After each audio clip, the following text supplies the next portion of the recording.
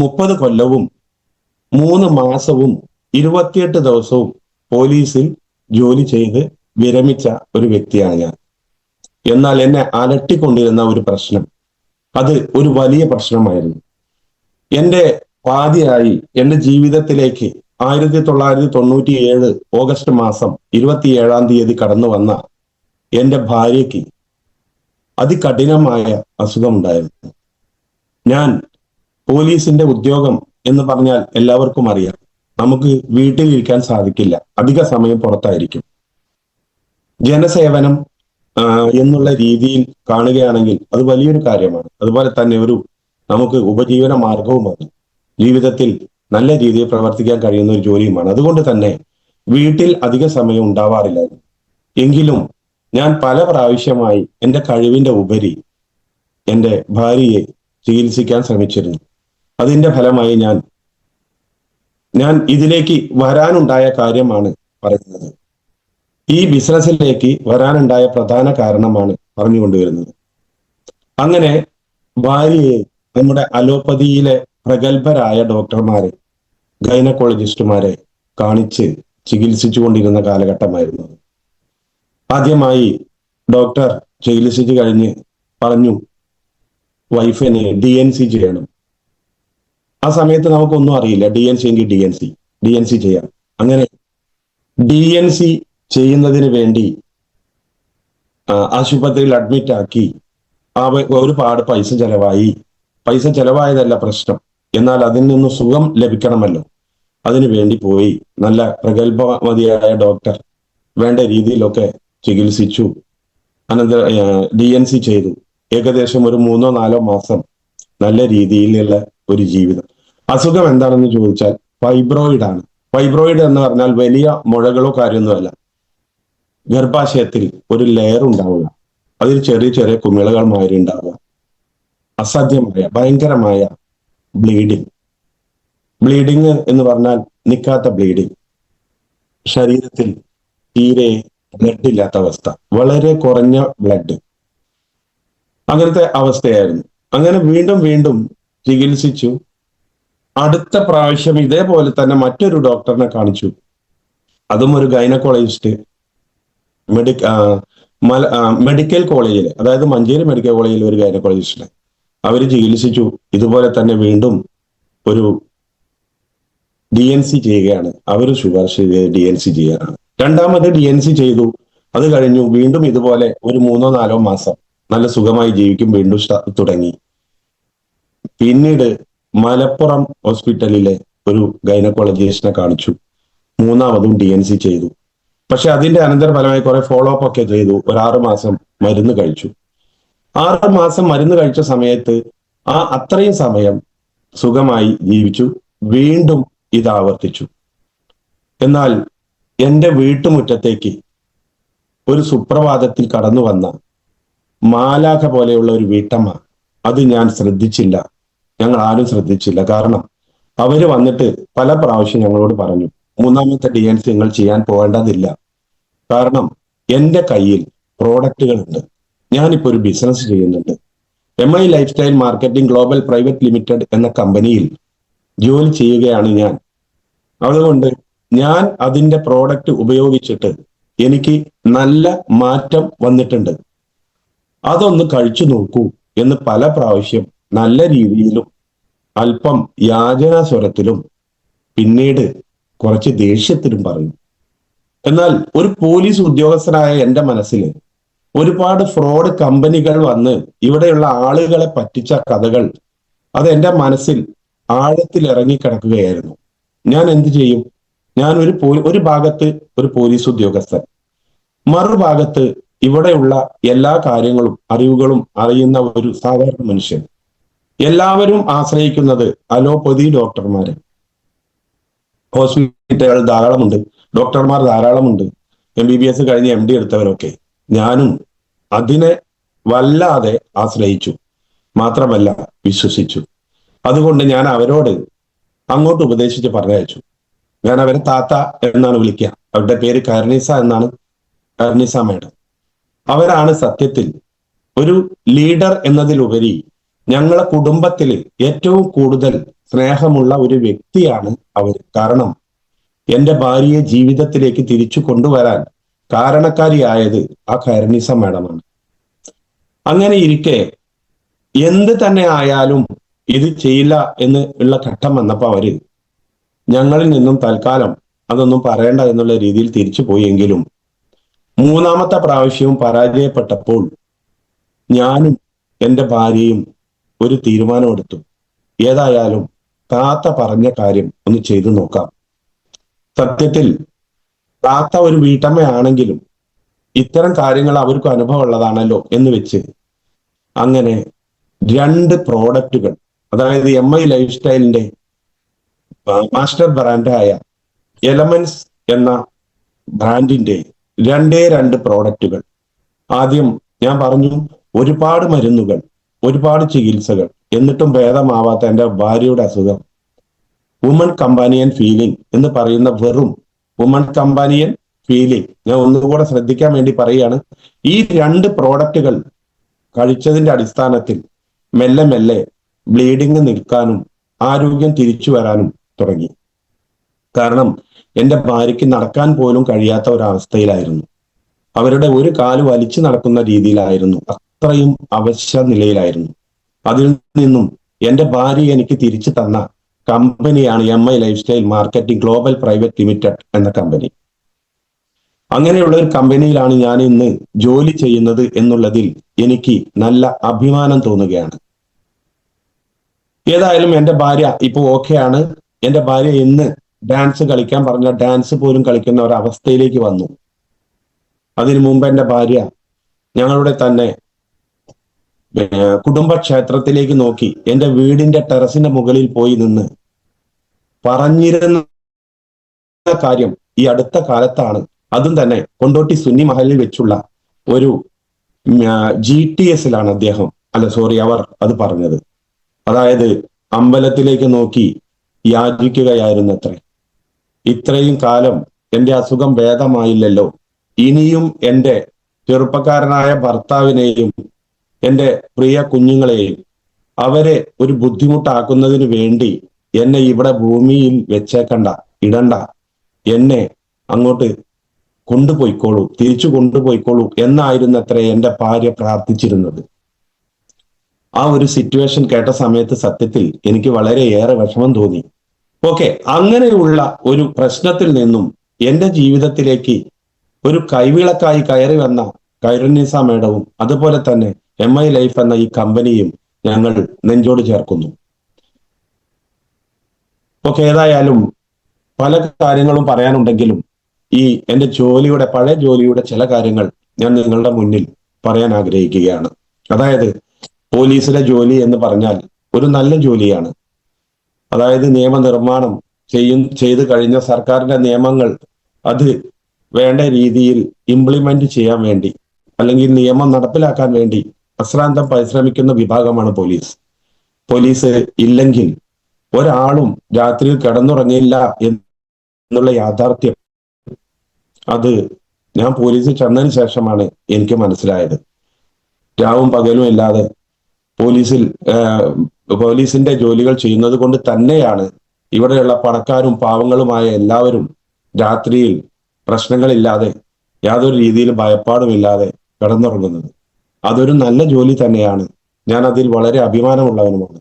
ഏതായാലും ആ ജോലി ഞാൻ ചെയ്തിരുന്ന സമയത്തും എനിക്ക് ജനങ്ങളെ സേവിക്കാൻ പറ്റുന്ന ഒരു രീതിയിലുള്ള ജോലി ആക്കി മാറ്റാനാണ് ഞാൻ ആഗ്രഹിച്ചിരുന്നത്. കാരണം യഥാർത്ഥത്തിലുള്ള നിയമപ്രകാരം തന്നെ, അതായത് നിയമത്തിൽ അനുശാസിക്കുന്നത് എന്തോ അതുപോലെ തന്നെ നമ്മൾ മുന്നോട്ട് പോയാൽ മാത്രം ജനങ്ങളെ സേവിക്കാൻ കഴിയുന്ന ഒരു ഗംഭീരമായ ഒരു ഉദ്യോഗമാണ് പോലീസ്. ഗംഭീരം എന്ന് പറഞ്ഞാൽ അത്രയും നല്ല ഒരു ജോലിയാണ് പോലീസ്.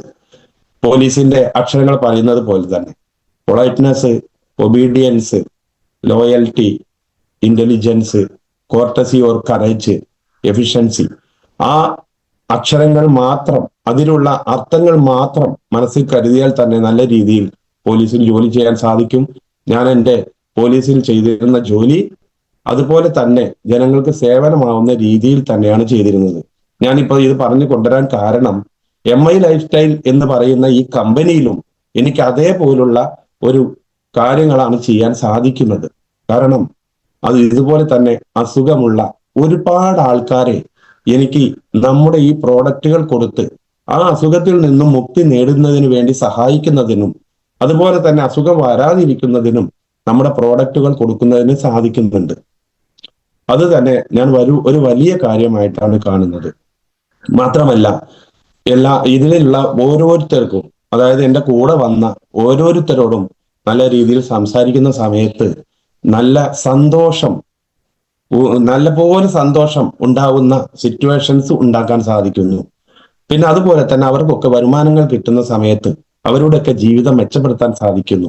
അങ്ങനെ ഒരുപാട് കാര്യങ്ങൾ ഇതിലൂടെ നേടിയെടുക്കാൻ സാധിക്കും എന്ന് ഞാൻ ഇപ്പോൾ മനസ്സിലാക്കുന്നു. ഇന്ന് ഞാൻ പോലീസിൽ എങ്ങനെ ജോലി ചെയ്തിരുന്നു, അതിനേക്കാൾ ഉപരിയായി, അതിനേക്കാൾ സന്തോഷത്തോടെ ഈ life style marketing global private limited എന്ന കമ്പനിയിൽ എൻ്റെ ഡിസ്ട്രിബ്യൂട്ടർ ആയിട്ട്, ഇന്ന് ടീം കോർഡിനേറ്റർ ആയിട്ട്, അതുപോലെ തന്നെ ഒരു സാധാരണ നല്ല മനുഷ്യനായിട്ട് എനിക്ക് വർക്ക് ചെയ്യാൻ സാധിക്കുന്നു. അത് ഞാൻ നിങ്ങളെ എല്ലാവരെയും അറിയിക്കുകയാണ്. അതുപോലെ തന്നെ പറയുകയാണെങ്കിൽ, നമുക്ക് ഇന്നത്തെ സമൂഹത്തിലേക്ക് നോക്കുകയാണെങ്കിൽ, എനിക്ക് ഒരു പഴയ ഒരു കവി, അത്രയൊന്നും പ്രശസ്തനല്ലെങ്കിലും അദ്ദേഹത്തിന്റെ ഭാര്യയ്ക്ക് അസുഖം വന്ന സമയത്ത് മനസ്സിനി എന്ന് പറയുന്ന ഒരു കവിത എഴുതുകയുണ്ടായി. അദ്ദേഹത്തിന്റെ ഭാര്യയ്ക്ക് വളരെ ഏറെ വേദനാജനകമായ അസുഖം ഉണ്ടായി. ആ ഒരു കഷ്ടപ്പാടിൽ നിൽക്കുമ്പോൾ അയാൾ എഴുതിയ ആ കവിതയിൽ ഒരു 2-3 വരികൾ, അത് എന്നെ ഞാൻ പഠിക്കുന്ന കാലത്ത് എന്നെ ഏറ്റവും കൂടുതൽ സ്വാധീനിച്ച വരികളാണ്. അതിൽ പറയുന്നത്, വേദന വേദന ലഹരി പിടിക്കും വേദന, ഞാൻ അതിൽ മുഴുകട്ടെ മുഴുകട്ടെ മമ ജീവനിൽ നിന്നും മുരളി മൃദുരവ മുഴുകട്ടെ. അദ്ദേഹം ആ വേദന അനുഭവിച്ച് ഒരു ലഹരിയായി മാറി. ആ ലഹരിയിൽ മുങ്ങിക്കുളിച്ച് ആ വേദനയിൽ നിന്നും അദ്ദേഹത്തിന്റെ ജീവിതത്തിൽ മുരളി മൃദുരവ എന്ന് പറഞ്ഞാൽ ഓടക്കുഴൽ നാഥമായി മാറട്ടെ എന്നാണ് അദ്ദേഹം പാടുന്നത്. അതുപോലെ തന്നെ നമ്മുടെ സമൂഹത്തിൽ വേദന കാർന്നു തിന്നുന്ന ഒരുപാട് ആളുകളുണ്ട്. അവർക്കൊക്കെ ഒരു ചെറിയ കൈത്തിരി നാളം എന്നുള്ള രീതിയിൽ നമുക്ക് ചെയ്യാൻ സാധിക്കുകയാണെങ്കിൽ അതൊരു വലിയ കാര്യം എന്നാണ് ഞാൻ വിചാരിക്കുന്നത്. അതുകൊണ്ട് തന്നെയാണ് ഞാൻ ഇതിൽ ഏറ്റവും കൂടുതൽ ശ്രദ്ധിക്കുന്നതും പ്രവർത്തിക്കുന്നതും. മാത്രമല്ല, ഒരു പെൻഷനായി കഴിഞ്ഞാൽ, സാധാരണ രീതിയിൽ റിട്ടയർ ചെയ്ത എല്ലാ ആളുകളും ഒരുപാട് കാലം റെസ്റ്റ് ചെയ്ത് ഏതെങ്കിലും ഒക്കെ രീതിയിൽ ആവശ്യമില്ലാത്ത ആവാസം മീൻസ് എന്തെങ്കിലുമൊക്കെ കാര്യങ്ങളിലേക്ക് പോയി ശരീരമൊക്കെ കേടുവന്ന് ബുദ്ധിമുട്ടായി ആരോഗ്യമൊന്നും ഇല്ലാതെ കഴിയുന്ന ഒരു സിറ്റുവേഷനാണ് സാധാരണ നമ്മൾ കാണുന്നത്. എന്നാൽ ഈ ഒരു വർക്ക് ചെയ്യുന്നതിലൂടെ എനിക്ക് മാനസികമായ സന്തോഷവും അതോടൊപ്പം നല്ല ഒരു എൻഗേജ്മെന്റും അതോടെ തന്നെ എൻജോയ് ചെയ്തുകൊണ്ട് ഇത് ചെയ്യാനും സാധിക്കുന്ന നല്ല ഒരു സിറ്റുവേഷനിലേക്കാണ് എനിക്ക് എത്തിപ്പെടാൻ സാധിച്ചത്. അത് ഞാൻ ദൈവത്തോടും എന്നെ ഇതിലേക്ക് വിളിച്ച ഇതിലേക്ക് കൈപിടിച്ചുയർത്തിയ എല്ലാ ലീഡേഴ്സിനോടും നന്ദി പറയുകയാണ്. ഓക്കെ, ഏതായാലും ഈ ഒരു ഇത് ലൈഫ് സ്റ്റൈൽ എന്ന കമ്പനിയെ കുറിച്ച് ആദ്യം ഞാൻ ഒരു കാര്യം കൂടി പറയാൻ ആഗ്രഹിക്കുകയാണ്.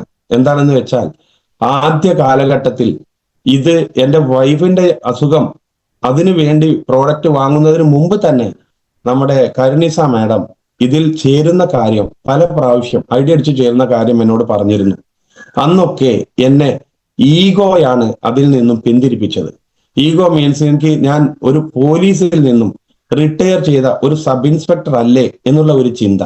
ഞാൻ ഇതുമായി സമൂഹത്തിലേക്ക് ചെന്നാൽ അവരെ താഴ്ത്തി പറയുകയല്ല, തമിഴന്മാരെ താഴ്ത്തി പറയുകയല്ല, നമ്മൾ എപ്പോഴും പറയുന്ന ഒരു ശൈലിയുണ്ട്, അണ്ണാച്ചി വരുന്നുണ്ട്, അല്ലെങ്കിൽ അണ്ണാച്ചി നടക്കുന്ന മാതിരി നടക്കുക, ഒരു പ്രോഡക്റ്റും കൊണ്ട് നടക്കുക എന്നുള്ള അതൊക്കെയായിരുന്നു എൻ്റെ മനസ്സിലുണ്ടായിരുന്നത്.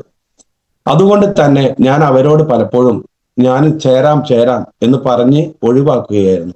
അതിനുശേഷം എൻ്റെ ഭാര്യയുടെ അസുഖം ഭേദമാവുകയും അതും കഴിഞ്ഞ് എനിക്ക് 18-19 വർഷത്തോളമായി എന്നെ അലട്ടിക്കൊണ്ടിരുന്ന ഒരു ഗ്യാസ് ട്രബിൾ എന്ന് പറഞ്ഞിട്ടുണ്ടെങ്കിൽ ഒരു പച്ചവെള്ളം കുടിച്ചാൽ പോലും നെഞ്ചെരിയുന്ന ഒരവസ്ഥയിലായിരുന്നു ഞാൻ ഉണ്ടായിരുന്നത്.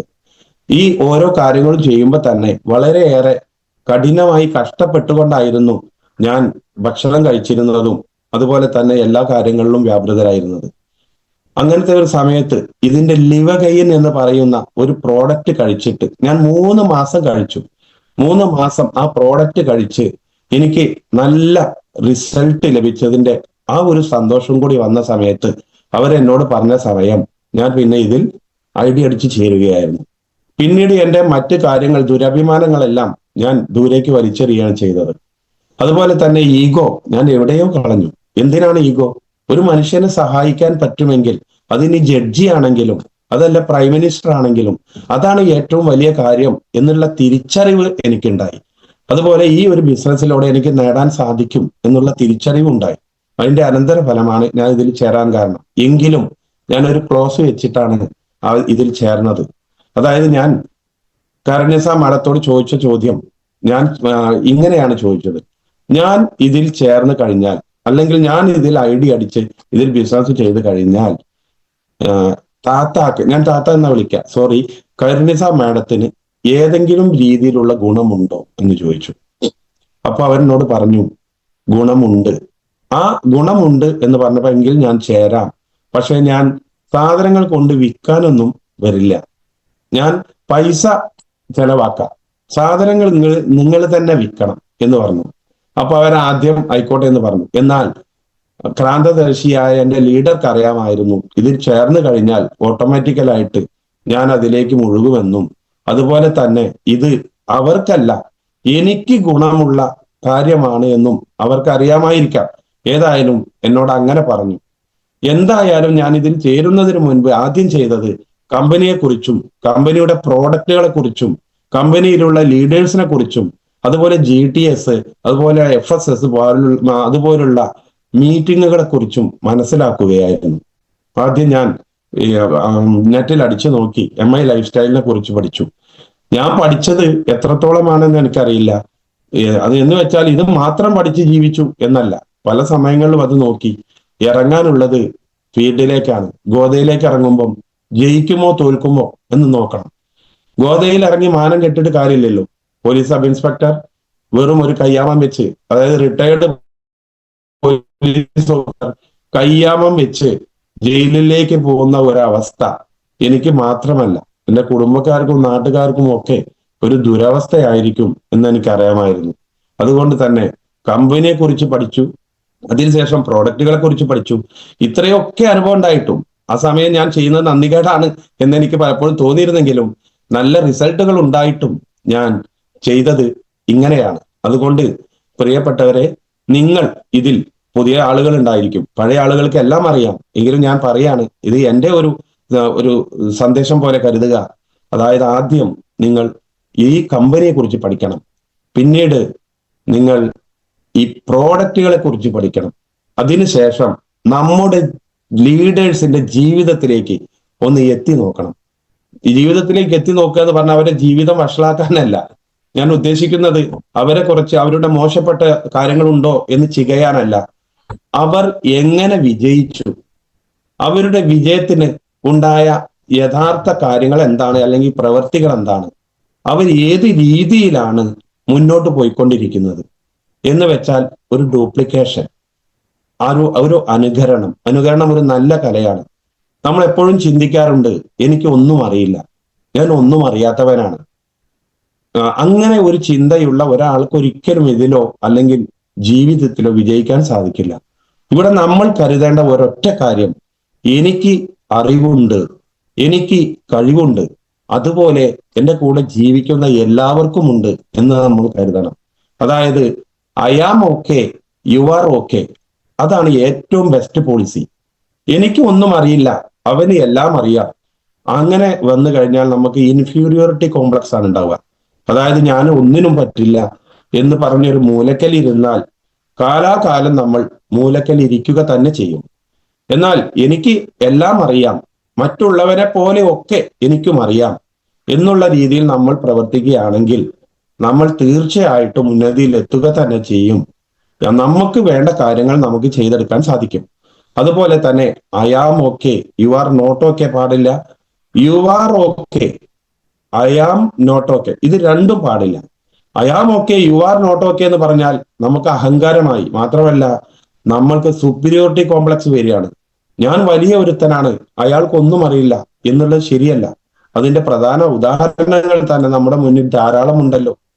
ഏറ്റവും നല്ല ഒരു ഉദാഹരണമാണ്, ഞാൻ അവരെ കുറച്ച് കാണുകയല്ല പറയുകയല്ല, മന്ദബുദ്ധിയായ ഒരാൾ മോഹൻലാലിനെയും മമ്മൂട്ടിയെയും അനുകരിക്കുന്നത് ഞാൻ ഒരു ചാനലിൽ കണ്ടു.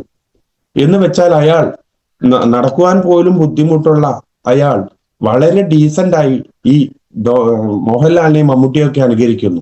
എന്ന് വെച്ചാൽ അയാളിലുള്ള പ്രധാനപ്പെട്ട കഴിവുകൾ പുറത്തേക്ക് കൊണ്ടുവരാൻ അവർക്ക് കഴിയുന്നു എന്നുള്ളതാണ്. അതിൽ നിന്ന് നമ്മൾ മനസ്സിലാക്കേണ്ടത് നിതാന്ത പരിശ്രമം, അതായത് പരിശ്രമിച്ചു കൊണ്ടേ ഇരുന്നാൽ നമുക്ക് നല്ല വിജയത്തിലെത്താൻ സാധിക്കും. മറ്റുള്ളവരുടെ ഇടയിൽ നമ്മൾ ഒരിക്കലും ഒരു പാഴ്ചെടി ആവില്ല എന്നുള്ളതാണ് അതിൽ നിന്ന് നമ്മൾ മനസ്സിലാക്കേണ്ടത്.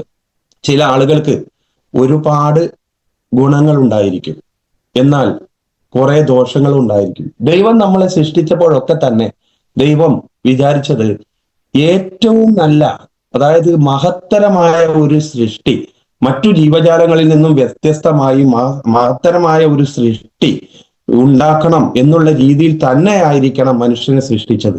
കാരണം ഇന്ന് ലോകത്തിൽ നോക്കുകയാണെങ്കിൽ ഏറ്റവും ശ്രേഷ്ഠമായ ദൈവത്തിന്റെ സൃഷ്ടി മനുഷ്യനാണ്. മനുഷ്യനെ സംബന്ധിച്ചിടത്തോളം ധാരാളം കഴിവുകൾ ദൈവം വാരിക്കോരി കൊടുത്തിട്ടുണ്ട്. ആ ഒരു കഴിവുകൾ നമ്മൾ ശരിയായ രീതിയിൽ ഉപയോഗിക്കുകയാണെങ്കിൽ തന്നെ നമ്മൾ, അതായത് സാധാരണ രീതിയിൽ ഉപയോഗിക്കുകയാണെങ്കിൽ തന്നെ നമ്മൾ വലിയ വലിയ നേട്ടങ്ങളിലേക്ക് എത്താൻ സാധിക്കും. കാരണം നമ്മളുടെ പ്രധാനപ്പെട്ട കഴിവുകൾ എന്ന് പറയുന്നത് നമുക്ക് ചിരിക്കാൻ സാധിക്കുന്നു, അതുപോലെ തന്നെ നമുക്ക് ചിന്തിക്കാൻ സാധിക്കുന്നു, നമുക്ക് വിവേകമുണ്ട്. എന്നാൽ ഒരു സാധാരണ ഒരു മൃഗമാണെങ്കിൽ, ഒരു സാധാരണ ഒരു ജീവിയാണെങ്കിൽ അതിന് ഈ പറഞ്ഞ 3 കാര്യങ്ങളുമില്ല. നമുക്ക് 2 കാലിൽ നടക്കാൻ സാധിക്കുന്നു, അപ്പോൾ നമ്മുടെ കൈകൾ സ്വതന്ത്രമാണ്. എന്നാൽ 4 കാലിയായ ഒരു മൃഗം എന്ത് ചെയ്യും? അവർ 4 കാലിലാണ് സഞ്ചരിക്കുന്നത്. അതുപോലെ ഒരുപാട് ഗുണങ്ങൾ കിട്ടിയ മനുഷ്യനാണ് നമ്മൾ. നമ്മുടെ ഓരോ കഴിവുകളും നമ്മുടെ സഹജീവികൾക്ക് ഒരു ഉപകാരമാവുന്ന രീതിയിൽ ജീവിക്കുകയും അതോടൊപ്പം നമ്മുടെ ജീവിതം തന്നെ ഔന്നത്യത്തിൽ എത്തിക്കുന്നതിന് വേണ്ടി പരിശ്രമിക്കുകയും ചെയ്താൽ നമ്മൾ ജീവിതത്തിൽ വിജയിക്കുക തന്നെ ചെയ്യും. അതാണ് എനിക്ക് പറയാനുള്ളത്. കൂടാതെ എനിക്ക് ഇതുപോലെ തന്നെ നമ്മൾ പറയാറുണ്ട് എപ്പോഴും. എനിക്ക് ഇന്നലെ കിട്ടിയ ഒരു കാര്യമാണ്. എനിക്ക് എൻ്റെ ഏറ്റവും പ്രിയപ്പെട്ട ഒരു സുഹൃത്തുമായി ഫോൺ ചെയ്ത സമയത്ത് മനസ്സിലായ ഒരു കാര്യം.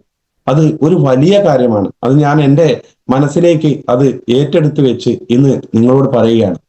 അതായത് വർഷങ്ങൾക്ക് കുറച്ചു മുൻപ് ചൈനയിൽ തന്നെ ജനിച്ച് ഒരു സിനിമാ നടനായി വളർന്ന ബ്രൂസിലിയെ കുറിച്ച് എല്ലാവർക്കും അറിയാം. അദ്ദേഹം വളരെ പോപ്പുലർ ആണ്. അദ്ദേഹത്തിന്റെ എൻ്റർ ദി ഡ്രാഗൺ പോലുള്ള സിനിമകൾ ഇന്നും ജനങ്ങൾ നിറഞ്ഞ സദസ്സിൽ കാണുന്നുണ്ട്. അദ്ദേഹം പറഞ്ഞ ഒരു കോട്ട് ഇന്നലെ എനിക്ക് കേൾക്കാനിടയായി. അത് ഞാൻ നിങ്ങൾക്ക് വേണ്ടി ഷെയർ ചെയ്യുകയാണ്. അതായത് അയാൾ ഒരു അഭിമുഖത്തിൽ പറഞ്ഞ കാര്യമാണ്. 1000 ടെക്നിക്സുകൾ പഠിച്ച, അതായത് 1000 ടെക്നിക്കുകൾ പഠിച്ച ഒരാളെ എനിക്ക് പേടിയില്ല. എന്നാൽ ഒരു ടെക്നിക്ക് 1000 പ്രാവശ്യം പഠിച്ച ഒരാളെ എനിക്ക് പേടിയാണ്. 1000 ടെക്നിക്കുകൾ പഠിച്ച ഒരാളെ, അതായത് ഒരു എന്തൊക്കെയോ കാര്യങ്ങൾ പഠിച്ച ഒരാളെ എനിക്ക് പേടിയില്ല. എന്നാൽ ഒരു ടെക്നിക്ക്, ഒരു കാര്യം പല പ്രാവശ്യം പഠിച്ച ആളെ എനിക്ക് പേടിയാണ് എന്ന് അദ്ദേഹം പറഞ്ഞതായിട്ട് ഇന്നലെ ഞാൻ കേട്ടു. എന്നാൽ ഇത് തന്നെയാണ് എനിക്ക് നിങ്ങളോട് പറയാനുള്ളത്. 1000 ടെക്നിക്കുകൾ പഠിച്ച, അല്ലെങ്കിൽ 1000 കമ്പനികൾ നിങ്ങൾ കണ്ടിട്ടുണ്ടാവും. അതുപോലെ 1000 കാര്യങ്ങൾ ചെയ്യുന്ന ആളുകളെ കണ്ടിട്ടുണ്ടാവും. എന്നാൽ ഒരേ കാര്യം പല പ്രാവശ്യം ചെയ്യുമ്പോൾ നമ്മൾ അതിൽ പ്രൊഫഷണലായി മാറുന്നു, അതായത് അതിവിദഗ്ധ തൊഴിലാളിയായി മാറുന്നു എന്നാണ് നമ്മൾ മനസ്സിലാക്കേണ്ടത്. ഒരു പ്രൊഫഷണൽ എന്ന് പറഞ്ഞാൽ നമ്മൾ മനസ്സിലാക്കേണ്ടത് നമ്മൾ വിദഗ്ധനായി മാറുന്നു എന്നുള്ളതാണ്. നമ്മൾ നമ്മുടെ ഈ ഒരു ഡയറക്റ്റ് സെല്ലിംഗ് നമ്മൾ ചെയ്യുന്നത് ഡയറക്റ്റ് സെല്ലിംഗ് ആണല്ലോ. ഡയറക്റ്റ് സെല്ലിംഗ് എന്ന് പറഞ്ഞാൽ അതിന്റെ അർത്ഥം ഒരു കമ്പനിയിൽ നിന്നും നേരിട്ട് പ്രോഡക്റ്റുകൾ വാങ്ങുന്നു, നമ്മൾ ഉപയോഗിക്കുന്നു, സെയിൽ ചെയ്യുന്നു. കാരണം നമ്മുടെ കമ്പനി പറയുന്നത് use product and recommend others ആണ്. അതായത് ഫസ്റ്റില് നമ്മൾ ചെയ്യേണ്ടത് ഉപയോഗിക്കുകയാണ്. നമ്മൾ ഈ പ്രോഡക്റ്റുകൾ ഉപയോഗിച്ചത് ഗുണമുണ്ട് എന്ന് മനസ്സിലാക്കി കഴിഞ്ഞതിന് ശേഷം മാത്രം മറ്റുള്ളവരോട് റെക്കമെൻഡ് ചെയ്യാന്നാ പറഞ്ഞിട്ടുള്ളത്. എന്ന് വെച്ചാൽ നിങ്ങളോട് കച്ചവടം ചെയ്യണം എന്നല്ല പറയുന്നത്, റെക്കമെൻഡ് ചെയ്യുക. അങ്ങനെ റെക്കമെൻഡ് ചെയ്യുക എന്നുള്ളതാണ് ഒരു കൊമേഴ്ഷ്യൽ ബിസിനസിന്റെ, അതായത് റഫറൽ ബിസിനസിന്റെ തത്വം. ഇവിടെ നമ്മൾ റെഫർ ചെയ്യുകയാണ് ചെയ്യേണ്ടത്. അങ്ങനെ റെഫർ ചെയ്യുന്ന ഇത്രയുമാണ് കമ്പനി പറയുന്നത് ഇതിനകത്ത്. അപ്പം നമ്മൾ ഈ ബ്രൂസിലി പറഞ്ഞ വാക്കുകളിലേക്ക് പോവുകയാണെങ്കിൽ, നമ്മുടെ ഈ ഡയറക്റ്റ് സെല്ലിംഗ് എന്ന ഈ കോൺസെപ്റ്റ്, ഇതിൽ നിരന്തരം നമ്മൾ GTS ആയിട്ടും FSS ആയിട്ടും അതുപോലെ ഹോം മീറ്റിംഗ് ആയിട്ടും നമ്മൾ നെറ്റിൽ നോക്കിയും ഓരോ കാര്യങ്ങൾ ഒന്നു മുതൽ നിരന്തരം ചെയ്തുകൊണ്ടിരുന്നാൽ നമ്മൾക്കും ഇതിൽ പ്രാഗൽഭ്യം നേടാൻ സാധിക്കും എന്ന് മനസ്സിലാക്കുക. ഇതാണ് അതിനുള്ള ഏറ്റവും ഉത്തമമായ ഒരു ഉദാഹരണം എന്ന് ഞാൻ മനസ്സിലാക്കുന്നു. ഇന്നലെ എനിക്ക് ഇത് പറഞ്ഞു തന്ന അദ്ദേഹത്തിന് ഞാനിപ്പോൾ ഈ സമയത്ത് നന്ദി പറയുകയാണ്. ഓക്കെ, ആളിനെ ഞാൻ ഇപ്പൊ പറയാൻ നിവൃത്തിയില്ല, ഒരവസരത്തിൽ ഞാൻ നിങ്ങളോട് പറയുന്നതായിരിക്കും. ഓക്കെ, ഇനി ഇതിനകത്ത് നമ്മൾ ചെയ്യുന്ന സമയത്ത് ശ്രദ്ധിക്കേണ്ട ഒരു പ്രധാനപ്പെട്ട കാര്യം ഞാൻ മനസ്സിലാക്കിയത് നിങ്ങളുമായി ഷെയർ ചെയ്യാൻ ആഗ്രഹിക്കുകയാണ്. അതായത് ഞാൻ പറഞ്ഞല്ലോ, ആദ്യം നമ്മുടെ ബിസിനസിനെ കുറിച്ച് എന്താണ് ഡയറക്റ്റ് സെല്ലിംഗ്, എന്താണ് നമ്മുടെ MI ലൈഫ് എന്ന കമ്പനി, എന്താണ് ഇതിനെപ്പറ്റി എല്ലാം നമ്മൾ പഠിച്ചെടുക്കണം. അതായത് നമുക്ക് അറിവുണ്ടാവണം, അതോടൊപ്പം തിരിച്ചറിവും ഉണ്ടാവണം. പിന്നെ നമ്മൾ എപ്പോഴും റീസണബിൾ ആയിരിക്കണം. ഏത് തൊഴിൽ ചെയ്യുകയാണെങ്കിലും നമ്മുടെ ജീവിതത്തിൽ നമ്മൾ റീസണബിൾ ആയിരിക്കണം. റീസണബിൾ ആവുക എന്ന് പറഞ്ഞാൽ അതിന്റെ അർത്ഥം നമ്മൾ ഒരു പ്രവൃത്തി ചെയ്യുമ്പോൾ അതിൽ നിന്നും എന്തെങ്കിലും ഗുണമുണ്ടാവുന്നുണ്ടോ, അല്ലെങ്കിൽ എന്തെങ്കിലും ഗുണമുണ്ടാക്കാൻ സാധിക്കുമോ, അതല്ലെങ്കിൽ ഇതുകൊണ്ട് ആർക്കെങ്കിലും ഒരു ഗുണമുണ്ടോ എന്ന് നമ്മൾ ചിന്തിക്കണം. നമ്മൾ എന്ത് ചെയ്യുമ്പോഴും സംസാരിക്കുമ്പോഴും റീസണബിൾ ആയ കാര്യങ്ങൾ മാത്രമേ നമ്മൾ സംസാരിക്കാനും പ്രവർത്തിക്കാനും പാടുള്ളൂ എന്നുള്ളതാണ് ആദ്യം എനിക്ക് പറയാനുള്ളത്. രണ്ടാമതായി, ഒരു ക്യാൻസറിനെക്കാട്ടിലും അല്ലെങ്കിൽ ഏതൊരു മാരക രോഗത്തെക്കാളിലും നമ്മളെ കാർന്നു തിന്നുന്ന ഒരു പ്രശ്നമാണ് ഈഗോ. ഈഗോ വെടിഞ്ഞേ പറ്റൂ. ഈഗോ നമ്മുടെ മനസ്സിൽ ഉണ്ടെങ്കിൽ, അതിന്റെ ഒരു ചെറിയ വേരെങ്കിലും നമ്മുടെ മനസ്സിൽ ഉണ്ടെങ്കിൽ നമുക്ക് ഒരു കാരണവശാലും രക്ഷപ്പെടാൻ സാധിക്കില്ല. കാരണം ഒരാളോട് സംസാരിക്കുമ്പോൾ ഈഗോ, ഒരാളെടുത്ത് ചെന്ന് കാര്യങ്ങൾ പറയാൻ ചെല്ലുമ്പോൾ ഈഗോ, ആരോടെങ്കിലും എന്തെങ്കിലും പറയാനോ ഒരു സാധനം മറ്റൊരാൾക്ക് കൊടുക്കാനോ അവിടെ നമ്മളെ ഈഗോ എന്ന് പറയുന്ന സംഭവം പിറകോട്ട് വലിച്ചുകൊണ്ടേയിരിക്കും. ഈഗോ നമുക്ക് ആവശ്യമില്ല. ഒരു പോലീസ് ഉദ്യോഗസ്ഥരായിരുന്നു ഞാൻ മുമ്പെന്ന് വിചാരിച്ചിട്ട് ഇന്ന് എനിക്ക് ഒരു പ്രോഡക്റ്റ് മറ്റൊരാൾക്ക് ഉപകാരപ്രദമായി കൊടുക്കുന്നതിന് ഞാൻ എന്തിന് ഈഗോ കാണിക്കണം? ഞാൻ വലിയ ആളാണെന്ന് വിചാരിക്കണം? ഈ ലോകത്ത് ആരും വലിയ ആളല്ല, ആരും ചെറിയ ആളുമല്ല. അതാണ് നമ്മൾ മനസ്സിലാക്കേണ്ടത്. ഇന്ന് ജീവിച്ചിരിക്കുന്നതിൽ ആരും വലിയ ആളല്ല. കാരണം ഇപ്പൊ പ്രൈം മിനിസ്റ്റർ അല്ലെങ്കിൽ നമ്മുടെ രാഷ്ട്രപതി, മുഖ്യമന്ത്രി, അങ്ങനെയൊക്കെയാണല്ലോ ജനാധിപത്യ രാഷ്ട്രത്തിൽ നമ്മൾ വലിയ ആളുകളായിട്ട് കാണുന്നത്. എന്നാൽ അവർക്കും വീക്ക്നെസ് ഉണ്ട്. അതുപോലെ ഓരോ കാര്യങ്ങൾ, ശാസ്ത്രജ്ഞന്മാരാണെങ്കിൽ ശാസ്ത്രജ്ഞന്മാര്, അവരൊക്കെ നല്ല കഴിവുള്ളവരാണ്. ആ കഴിവ് നമ്മൾ അംഗീകരിക്കുകയും വേണം. എന്നാൽ മറ്റൊരു രീതിയിൽ അവരെ പോലെ തന്നെ നമുക്കും കഴിവുണ്ട്. അവരുടെ ഫീൽഡിൽ അവർ ചെയ്യുന്നത് പോലെ നമ്മളും പരിശ്രമിക്കുകയാണെങ്കിൽ അവരെ പോലെ നമുക്കും ആവാൻ സാധിക്കും. അതിനുള്ള സാഹചര്യങ്ങൾ നമുക്ക് വേണമെന്ന് മാത്രം. വലിയ വലിയ ആളുകളൊക്കെ തന്നെ ചെറുപ്പത്തിൽ ചെറിയ ആളുകളായിരുന്നു. അവരൊക്കെ വലിയ രീതിയിൽ എത്തിയത് നിതാന്ത പരിശ്രമം കൊണ്ട് മാത്രമാണ്. അതാണ് എനിക്ക് പറയാനുള്ളത്. അതുപോലെ തന്നെ മറ്റുള്ളവരോട് നമ്മൾ എന്ത് കാര്യങ്ങൾ തന്നെയാണെങ്കിലും അത് ബോധ്യപ്പെടുത്താൻ നമ്മൾ ശ്രമിക്കണം. നമ്മുടെ അസോസിയേറ്റ്സിനെ നമ്മൾ ഇത് ചെയ്യുന്ന സമയത്ത്, അതിന് ഞാനൊരു കഥ പറയാം, ഒരു പഴയതാണെങ്കിലും. അതായത് പണ്ട് ജവഹർലാൽ നെഹ്റുവിനെ കുറിച്ച് നമുക്കറിയാം. അദ്ദേഹത്തിന്റെ അച്ഛനാണ് ബ്രിട്ടീഷുകാരോട് ഇന്ത്യക്ക് വില പറഞ്ഞത്. ഞാൻ ഇത്രയും പൈസ തരാം, നിങ്ങൾക്ക് ഇന്ത്യ എനിക്ക് തരാൻ പറ്റുമോ, സ്വാതന്ത്ര്യം തരാൻ പറ്റുമോ എന്ന് ചോദിച്ച അദ്ദേഹത്തിന്റെ മകനായ ജവഹർലാൽ നെഹ്റു ഒരിക്കൽ മഹാത്മജിയുടെ അടുത്ത് വരികയാണ്. അദ്ദേഹം വളരെ വിഷണ്ണനായിരുന്നു. എന്താണ് കാര്യം എന്ന് ചോദിച്ചു മഹാത്മജി. അപ്പൊ പറഞ്ഞു, മഹാത്മജി, ബാപ്പുജി, എന്നെ കുറിച്ച് നിങ്ങൾക്ക് അറിയാമല്ലോ, ഞാൻ മോട്ടിലാൽ നെഹ്റുവിന്റെ മകനാണ്. എന്നെ സംബന്ധിച്ചിടത്തോളം ഇന്ത്യക്ക് പോലും വില പറഞ്ഞ ഒരു അച്ഛന്റെ മകനായ എനിക്ക് അഴിമതി ചെയ്യേണ്ട ആവശ്യമുണ്ടോ? എന്നാൽ പലരും പറയുന്നു ഞാൻ അഴിമതിക്കാരനാണെന്ന്. അപ്പോ മഹാത്മജി ഒന്ന് പുഞ്ചിരിച്ചു. അതിനുശേഷം ഒന്ന് ഇരുത്തി നോക്കിയതിനു ശേഷം ജവഹർലാൽ നെഹ്റുവിന്റെ മുഖത്ത് നോക്കിയിട്ട് പറഞ്ഞു, പ്രിയപ്പെട്ട സുഹൃത്തെ, അല്ലെങ്കിൽ നെഹ്റുജി, നിങ്ങൾ പറഞ്ഞത് വളരെ സത്യമാണ്. കാരണം നിങ്ങൾക്ക് അഴിമതി കാണിക്കേണ്ട കാര്യമില്ല. കാരണം നിങ്ങൾ വളരെ കഴിവുള്ള ആളാണ്, സാമ്പത്തികമായും എല്ലാ രീതിയിലും. എന്നാൽ നിങ്ങളെ ആരാണോ ഈ ആരോപണ വിധേയനാക്കിയത് അവരുടെ മുമ്പിൽ നിങ്ങൾ അഴിമതിക്കാരനല്ല എന്ന് തെളിയിക്കാനുള്ള ബാധ്യത നിങ്ങൾക്കുണ്ട്. നിങ്ങൾ ആരാണോ ഈ രീതിയിൽ പറഞ്ഞിട്ടുള്ളത്, അതായത് സാധാരണ ജനങ്ങളുടെ മുന്നിലാണെങ്കിലും അല്ലാത്തവരുടെ മുന്നിലും നിങ്ങൾ ഞാൻ ഒരു അഴിമതിക്കാരനല്ല എന്ന് തെളിയിക്കാനുള്ള ബാധ്യത നിങ്ങൾക്കുണ്ട് എന്നാണ് പറഞ്ഞത്.